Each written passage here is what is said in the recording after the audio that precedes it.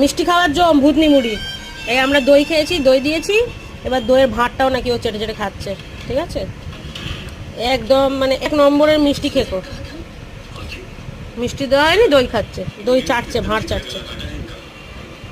ভালো আমার ভূতু, টক দইও খায়, মিষ্টি দইও খায়, মিষ্টিও খায়, ঠাকুরের সিংহাসন থেকে মিষ্টি চুরি করে করে খায়।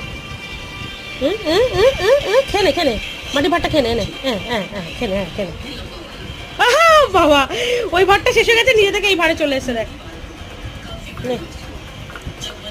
খাও খাও, মাঝে মাঝে একটু চলে, ধরো।